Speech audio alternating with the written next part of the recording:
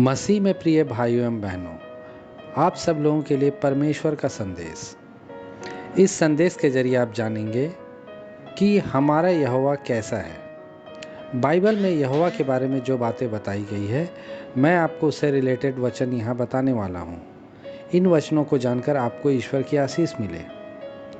Bible का वचन बताता है, यूहन्ना के चैप्टर 1 के वर्ष 1 में लिखा हुआ है, आदि में वचन था और वचन परमेश्वर के साथ था और वचन परमेश्वर था।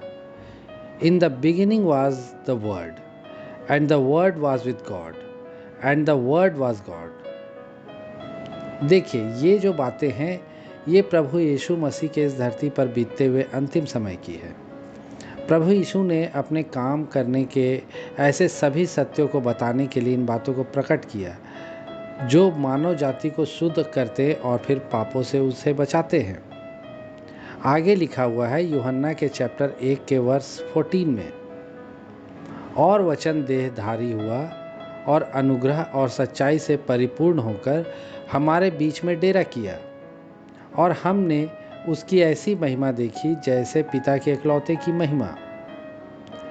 And the word became flesh and dwelt And the Word became flesh and dwelt among us, and we have seen His glory, glory as of the only Son from the Father, full of grace and truth.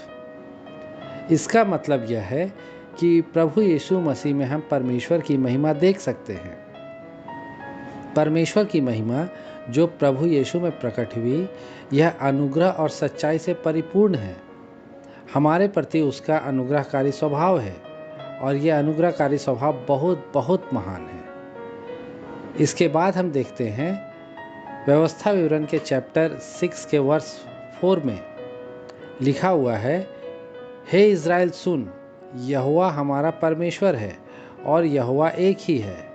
Here O Israel, the Lord our God, the Lord is one.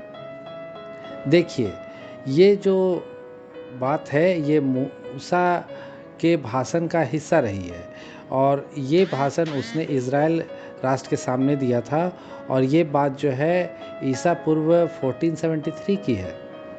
उस समय Israeli लोग जो है यर्दन नदी पार करके वादा किए गए देश पर कब्जा करने ही वाले थे। उस समय ये भाषण मूसा ने दिया था।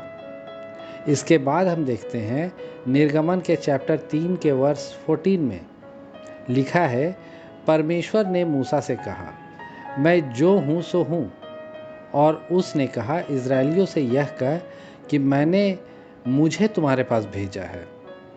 God said to Moses, I am who I am, and he said, say this to the people of Israel, I am has sent me to you. देखिए, मूसा जो है इज़राइलियों की अगुवाई जो है 40 साल से कर रहा था। वह चाहता था कि जो इज़राइली लोग हैं वह जो मुश्किलें हैं उसके सामने उसका सामना वो हिम्मत से करें। उन्हें परमेश्वर यहोवा पर भरोसा रखना था और उनके प्रति परमेश्वर के प्रति इज़राइलियों को वफादार बनाए रखना था। इसलिए ऐसा कह करके मूसा ने उन लोग को हौसला दिया। इसके बाद हम देखते हैं प्रकाशित वाक्य के चैप्टर 1 के वर्ष 8 में यहाँ लिखा हुआ है, मैं ही अल्फ़ा और ओमेगा हूँ, परमेश्वर जो है, जो था और जो आने वाला है, सर्वशक्तिमान। मतलब यहोवा एक ही है। उसका जो मकसद है, उसके जो काम हैं हमेशा भरोसेमंद होते हैं। यहोवा का जो मन है वह बिल्कुल बंटा हुआ नहीं है। वह ऐसा नहीं कि वो कब क्या कर बैठे। वह अगर देखा जाए तो हमेशा से विश्वास योग्य हमारे लिए है, अटल है, वफादार है, और हमेशा से वो ऐसा था और ऐसा ही रहेगा। तो मेरे प्रियो, इस वीडियो के लिए इतना ही। परमेश्वर की महिमा हो। आमीन।